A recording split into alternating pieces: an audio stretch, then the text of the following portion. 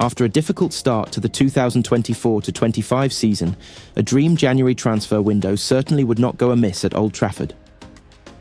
Ruben Amorim arrived in the cut and thrust of the season with the fixtures list, ensuring limited time on the training pitch to implement his methods. What might have become clear is that his squad is not good enough. Since sacking Erik ten Hag, United have been unable to improve their fortunes. The club sit 14th ahead of facing Newcastle United, and despite a raft of signings in the summer, a few more may be required to transform the club's fortunes. Mirror Football take a look at what would be the perfect transfer window for the Red Devils. Marcus Rashford exit the club are open to a transfer, and Marcus Rashford wants to leave. An exit for the academy star may be a moment of sadness, but is a sale that needs to happen. If United can find a suitor willing to pay a fee and the 27-year-old's salary, it will prove a game-changing result for the club whose transfer coffers would be boosted. If nothing else, Amorim will be saved from answering questions after leaving his charge out of a matchday squad. A new forward arrives. Goal scoring has not come easy for United in recent times. The club currently have a negative goal difference in the Premier League and have managed just 21 goals in 18 games. A third of those goals came in just 2 matches too. Rashford's exit would ensure Amorim is even more short of forwards, and while full of potential, Rasmus Højlund has been unable to entirely shoulder the burden of finding the net just yet. Goals win games, and a new striker may be required to fix that. There are reports of a gentleman's agreement in place preventing Amorim raiding Sporting for players next month, but Victor Gyökeres is the standout candidate. The Swede won't come cheap, but is already familiar with Amorim's approach, and United have been served by a mega signing in January before with Bruno Fernandes. A new left-back with Luke Shaw's continued injury issues, and Tyrell Malacia yet to convince Amorim, having a natural left-back is high on the agenda at Old Trafford. A player familiar to the 39-year-old head coach is said to be looking for an exit too. Paris Saint-Germain star Nuno Mendes has seen discussions stall over a new deal in the French capital and has experience of playing under Amorim at Sporting. It would bring greater balance to United's backline and fix a position that has long been a problem. While needing to sell players before buying is never an ideal situation, United do have players who will be heading off their books soon. If that can be achieved in January, all the more benefit to the club to in turn allow new players time to acclimatise in the Premier League. Already a host of names including Rashford, Malacia, Joshua Zirkzee, Antony, Johnny Evans and Christian Eriksen have been left out of matchday squads by Amorim. In a perfect window, perhaps United can complete some good business in the first month of 2025 to relieve Amorim of players he will not utilise. It's 3 defeats in 3 games for Manchester United, and Ruben Amorim's prediction that a storm will come was very much correct. United were dumped out of the Carabao Cup at Tottenham, and they followed that up with a 3-0 loss to Bournemouth before Boxing Day's abysmal 2-0 defeat to Wolves. The good news for Amorim is United's injury list is far shorter than it has been at times over the last few seasons. But there are still some key players on the sidelines who would likely be part of Amorim's strongest starting 11, were they fit. Mason Mount. What Amorim said, he will be out for several weeks. I don't know the exact date, but it's going to be for long, and that's it. That's part of football, you continue. Luke Shaw, injury. Hamstring Shaw suffered a hamstring injury just weeks after returning from injury. He confirmed he had picked up a knock in a social media post, adding that he was absolutely devastated to have suffered another setback. What Amorim said, what I said to him as a coach since I'm here. I saw him in the medical department, in the gym. I saw him losing weight. I saw him in training, so he did everything right. Expected return date, unknown. Matthijs de Ligt. Reason for absence, illness.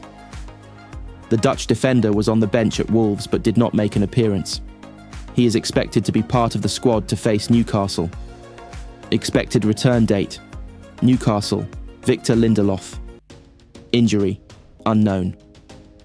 After making a rare start against Tottenham, Lindelof picked up an injury and was replaced in the first half of United's Carabao Cup defeat. What Amorim has said, I think he has something we have to assess to say specifically what he has, but it's tough to lose a player. Expected return date, unknown. Barcelona are understood to be confident they will now be able to register Dani Olmo for the remainder of this season after agreeing an £83 million deal just before the deadline. The La Liga club have been working non-stop after an appeal earlier this week to stop Spain's football authority blocking Olmo's registration was rejected. La Liga have insisted that Barca must find extra income if they are to allow the midfielder to be registered for the remainder of the campaign. In the summer, Barcelona were handed a temporary registration for the remainder of 2024 after they managed to readjust wages to comply with their commitments to financial fair play, FFP. However, La Liga have so far been backed by the courts who believe the Spanish club have not brought in enough revenue to justify Olmo being registered for the remainder of the season. Barcelona argued that refusing Olmo a registration infringed on the player's workers' rights, but that was rejected by the Catalonian court. If they had not found an extra income stream before January, Olmo would be allowed to leave the club on a free transfer next week. This led to speculation that United could snap him up, especially when his agent admitted to visiting Manchester on Boxing Day. However, The Guardian reports that an £83 million deal to sell VIP boxes at the newly revamped Camp Nou has been agreed with Middle Eastern investors, and the first payment will arrive before the deadline. If that is the case, Olmo would be granted a registration, and United's hopes of signing the talented attacking midfielder will have been scuppered. Manchester United winger Ahmad believes there is a player in the current squad who shows better leadership than Bruno Fernandes ahead of his suspension on Monday night. Fernandes was sent off for a second bookable offence with the scores tied at 0-0 during the Premier League clash with Wolverhampton Wanderers on Boxing Day. Ruben Amorim chose not to acknowledge the captain as he exited the pitch, and the dismissal would prove to be the turning point as United lost 2-0 at Molineux. The red card means that Fernandes will be unavailable to face Newcastle in the next clash, meaning Amorim will need to choose not only a player to play alongside Ahmad as a number 10, but also a captain for the night. In a recent interview with SuperSport, the Ivorian was asked to create the perfect United player using attributes from the existing squad. When it came to leadership, Fernandes was bypassed in favour of Lisandro Martinez. The Argentine centre-back is likely to start against the Magpies on Monday night, and it appears Ahmad would back him to be the stand-in captain should Amorim wish for squad input. Casemiro, who could come in to replace the suspended Manuel Ugarte, and Harry Maguire may also be considered as options to wear the armband in Fernandes' absence. Whoever is picked to replace the Portuguese attacking midfielder will be an indication of whom Amorim sees as an example in the squad for others to follow. Fernandes will be back in the United squad for the trip to Liverpool on Sunday, January 5th. Sir Alex Ferguson issued a ruthless "I told you" message to a devastated Manchester United squad straight after their title defeat to Manchester City. The 2011/12 title battle has gone down as the greatest of the Premier League era. Another championship was in United's grasp for most of the final day, which saw them win at Sunderland. That meant City needed 3 points against QPR, who led for much of the game at the Etihad. Entering added time, the West London club was still 2-1 in front, with many City fans already giving up and pouring out of the stadium. But then Edin Dzeko equalised in the 92nd minute before Sergio Aguero, accompanied by Martin Tyler's iconic commentary, scored the goal that won the title on goal difference. The news soon filtered through to the shell-shocked United players and fans at the Stadium of Light.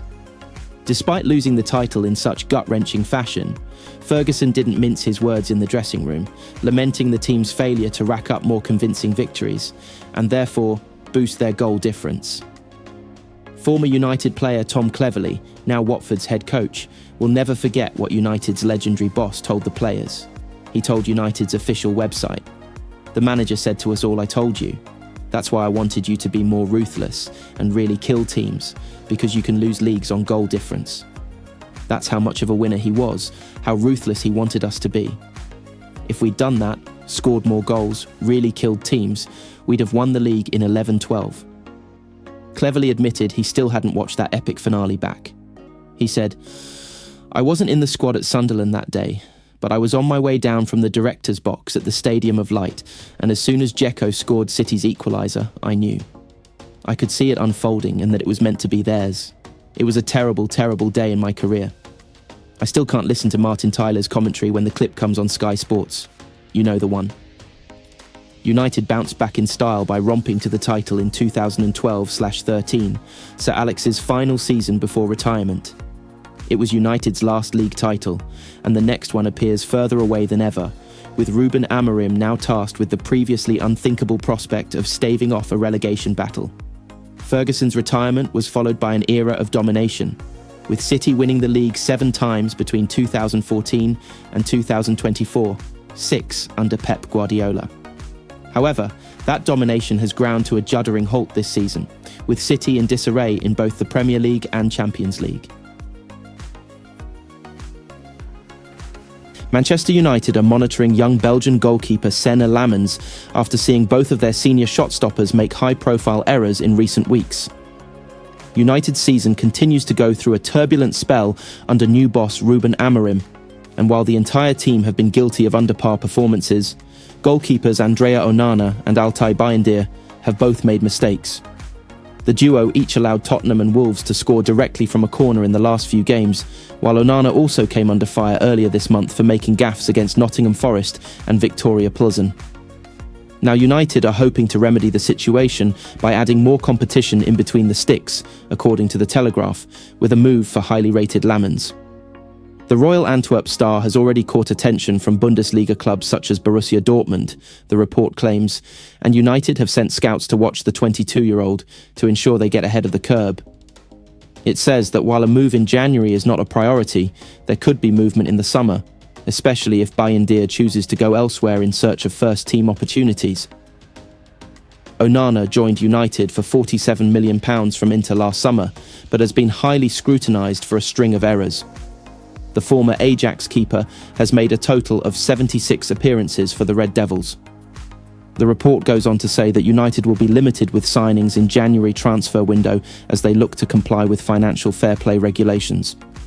There could be a number of outgoings, however, with Juventus reportedly eyeing up a move for Joshua Zirkzee amid his difficult start to life at Old Trafford since his big money switch from Bologna in the summer. Another United player who is being strongly linked with an exit is Marcus Rashford, who gave a bombshell interview revealing he wants to leave the club following a difficult season, and has been left out of the last 4 matchday squads. However, despite interest from Juventus in Zirkzee, it's also reported that they are not interested in pursuing a move for Rashford, who could be forced to play outside of Europe amid rumours he is being chased by Saudi clubs.